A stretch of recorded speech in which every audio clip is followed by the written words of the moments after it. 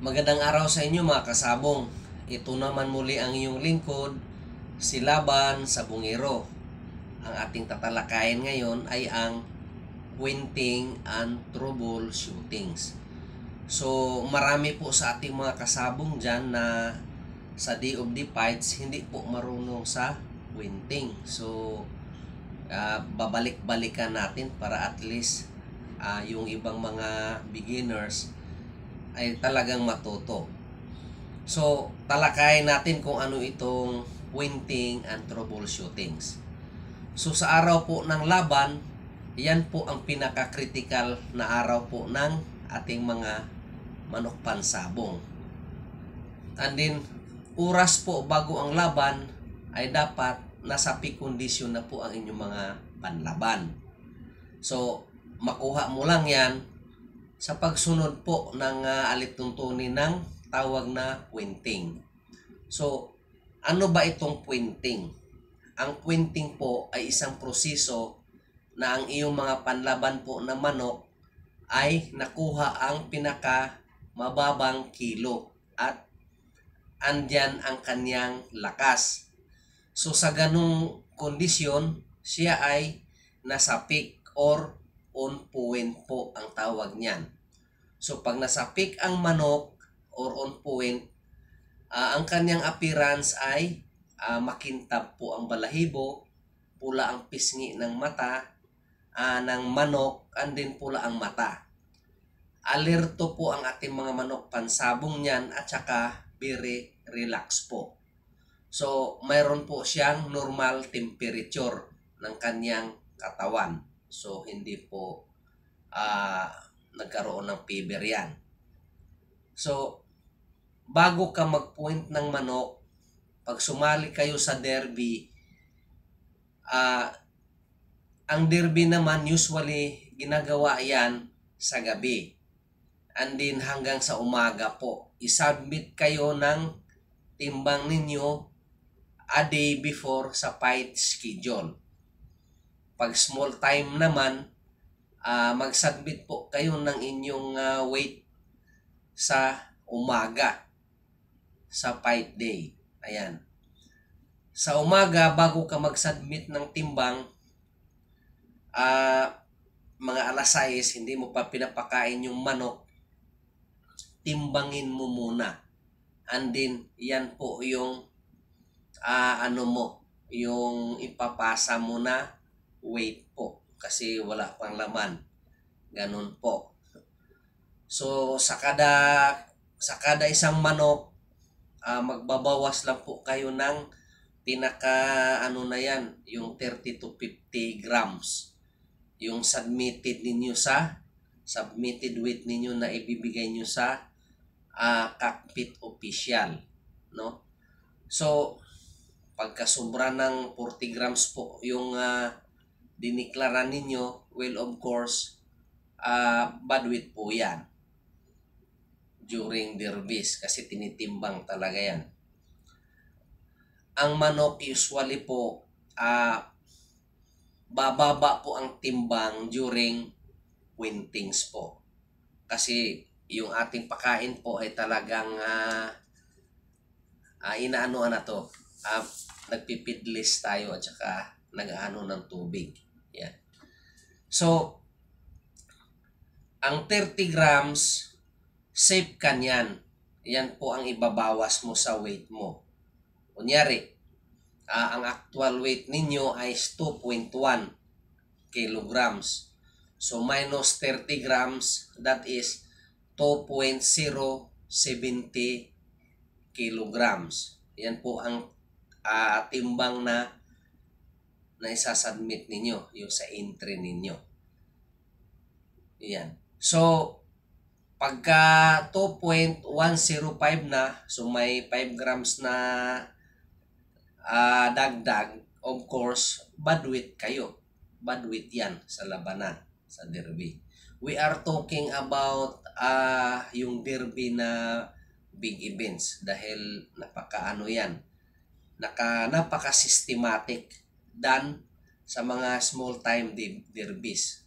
No, wala man silang pakialam dahil nga gusto lang nilang kumita. Ayan. nakikita ko yan.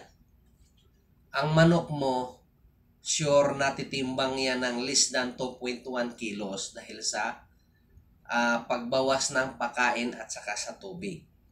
Kaya kahit hindi bababa ang timbang ng inyong pansabong during pointing, nasa limit pa rin kayo. Kailangan lang marami pong nagbabadwit dyan. Kailangan i-calibrate ninyo yung timbangan ninyo sa ginagamit nilang timbangan sa sabungan. Number 1 talaga yan dahil magkandaloko tayo sa submitted weight dahil hindi ka parehos. Ayan. So, minsan nalalamangan ka, minsan ikaw yung nakakalamang dahil hindi parehos yung timbang. Ayan po. Sa oras po ng laban, ang importante po matunaw ang kinain ng inyong panlaban within the 6 to 8 hours. Ayan. Alamin din ninyo ang fight schedule ninyo or hihingi kayo ng programa sa sabungan para matansya ang dami ng inyong pagkain. Napaka-importante po yan para hindi kayo magbabad weight. Nasa ano kayo. Ayan. Hingiin ninyo yung programa. Ayan. Para sa pointing, mayroon tayong kasabihan yan. It is better to underfeed than to overfeed. Ayan. Hipuin mo yung butsi. Kung empty na, empty crops, hindi naman ibig sabihin na wala na siyang sa balon-balonan, wala nang pagkain yan. Mayroon pa rin yan sa ilalim niyan, no? Sa digestive organs niya, may laman pa yan. Ayan. So, para masiguro na walang natitirang pagkain sa butsi, pakain ka ng kaunti. So, ito yung isa sa pinaka-importanting parte, no?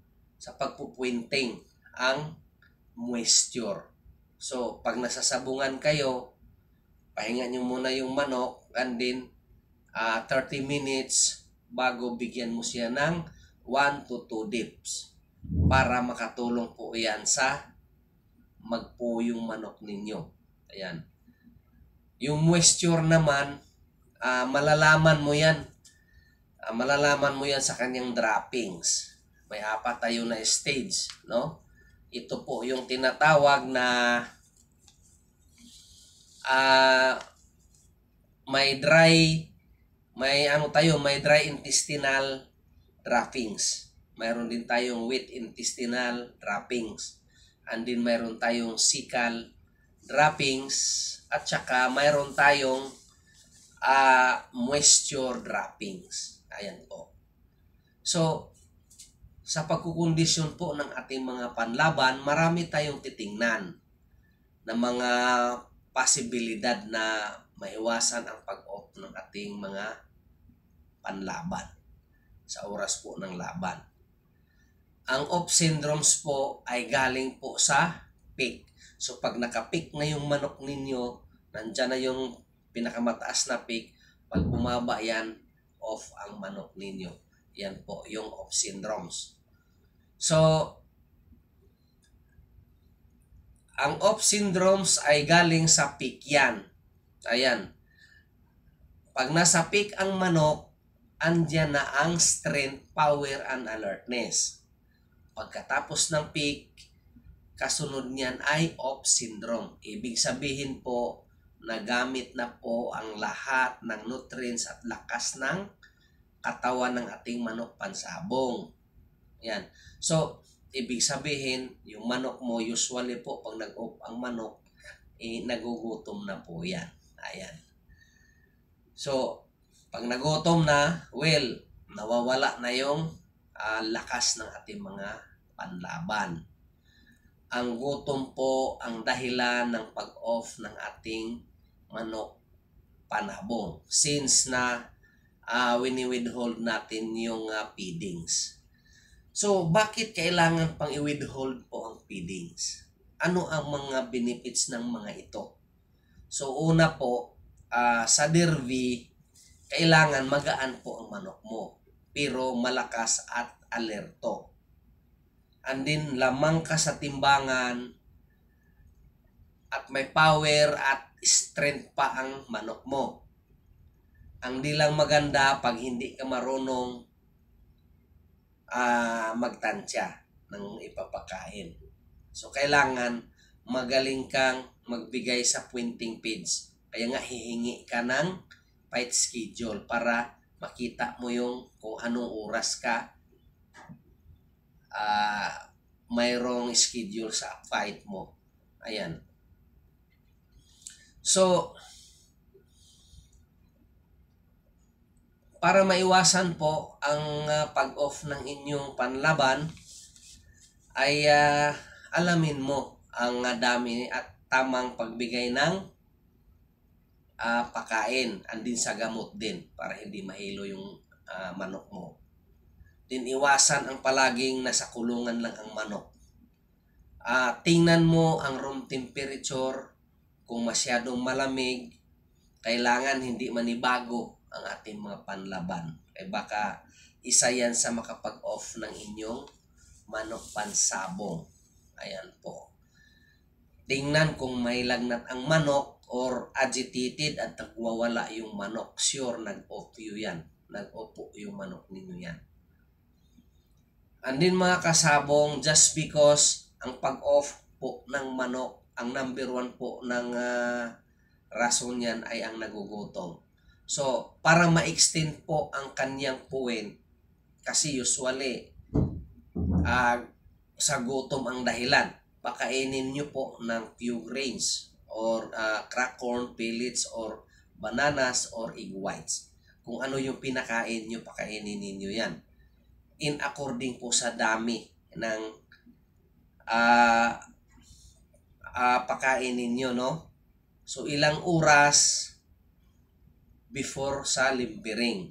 Kailangan, pag yung runner magsabi, limber na kayo. So, pag naglimbir na, kailangan tansyado mo na yung pinakain mo is matunaw na. Para at least pag sa derby kasi, we are talking about weight. So, pagka magaling kang magpuinting sa manok mo, lamang ka. Kasi magaang yung manok mo. Ibig sabihin, pag sa derby, mas malaki ang manok mo sa totoo. Mayroon kasing mga hindi magaling magpuinting yung manok, masyadong moisture. So, mabigat masyado. Ayan. So, mga kasabong, of course, number 1, tansya sa pagbigay ng pointing feeds. Dapat pag-aralan. So, pag sobrang moisture po na nakita mo sa ipot niya, no? Bigyan niyo siya ng kaunting pellets or cracked corn para makuha yung moisture sa katawan. So, makikita mo yan sa kanyang pagpo. Ayan po. Ang manok po na bumaba ng timbang ng 70 grams or more sa fight day, bad signs po yan. Definitely, no? Ang bad weight naman po, nangyayari yan dahil sa sobrang pagbibigay ng feedings. Ayan. Ito ang rason kung bakit tayo nagbibigay po ng pakain na least paid during sa fight days. Na kailangan, kung gusto nyo, panoorin niyo yung mayroon tayong videos na yung pointing feeds. Ayan. So, maraming salamat sa ating mga viewers. Lalong-lalo na sa ating mga baguhan dyan, mga handler. So, marami pong salamat sa inyo.